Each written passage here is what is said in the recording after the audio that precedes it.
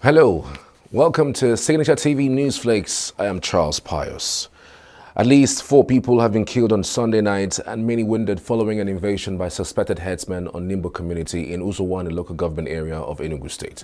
The ugly incident has put indigents and residents of the area in gloom, which has prompted urgent attention and intervention from both local authorities and residents alike. As the community grapples with the aftermath of this heinous crime, questions continue to rise over the safety and security of its indigents. Nimbo, a community in Uzowani local government area, has been ravaged by suspected armed headsmen, leaving residents in fear and mourning. Comrade Raf Eze, speaking exclusively to Signature Television, recounted the harrowing event. So a lot of mishap has befallen the community. So on many occasions, our women are being raped in the farm by the cattle rearers. So they have killed a number of our women and men at the farm. Farmers have deserted their farms. Go to Obanda now. Obanda is now a ghost of his former self.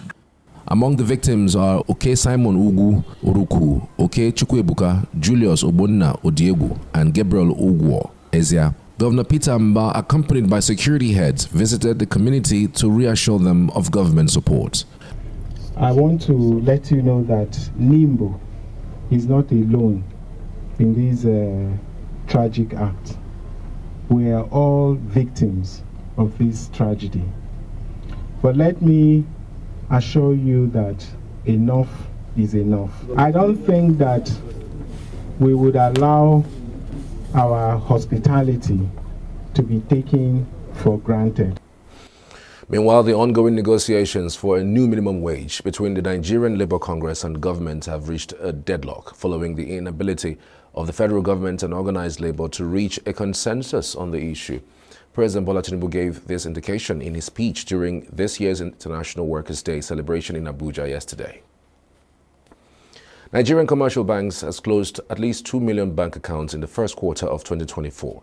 The move was aimed at eradicating questionable accounts, particularly as some customers failed to comply with regulatory orders on the linkage of their accounts to the National Identity Number, NIN. Nigeria's crude oil output sank in April 2024, raising concerns about the unsustainability of the upswing earlier recorded in January 2024 and to some parts of February 2024. Nigeria's hope of substantially meeting its Organization of Petroleum Exporting Countries quota was raised in December and January as the volume of output increased significantly from 1.33 million barrels per day to a multi-year high of 1.42 million barrels per day in January and 1.32 million barrels per day in March 2024. Although April data had yet to be officially released by the Nigerian Upstream Petroleum Regulatory Commission and OPEC, separate Reuters and Bloomberg surveys based on shipping data and information from industry sources indicated that Nigeria recorded a dip. On the foreign scene, schools in Cambodia has started to cut classes down by 2 hours on Thursday as a heat wave produces scorching temperatures in the Southeastern Asian nation.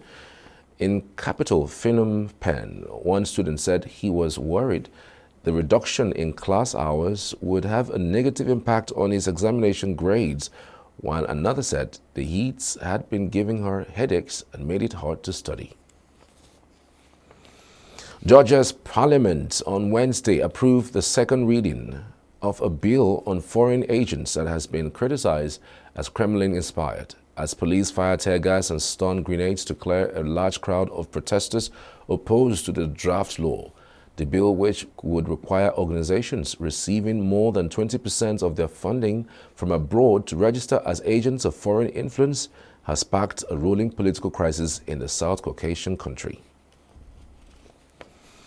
A Russian ballistic missile has struck a postal depot in the Ukrainian port of Odessa late on Wednesday, injuring 14 people and triggering a large fire, a regional governor Oleg Kepa has said. It was the third missile attack on the city in as many days. The head of the Nova Posta Postal and Courier Company, Volodymyr Poperashuk, says all 18 employees on duty made their way safely to a bomb shelter before the missile hit a loading section of the depot. And in sports, Super Eagles defender William Truex Ekong is closing in on a return to action after his injury layoff. Truex Ekong underwent surgery in February for an injury he sustained at the 2023 Africa Cup of Nations. The centre-back was named most valuable player at the competition. The 30-year-old revealed he has started light training and physical exercises via his Instagram post as he displayed determination and hard work working out on the grass. Truex Ekong is expected to return to action before the end of the season. He's also expected to be available for Nigeria's 2026 FIFA World Cup qualifiers against South Africa and Benin in June. And that's Signature TV News Flakes this hour. I'm Charles Pius. Thanks for watching.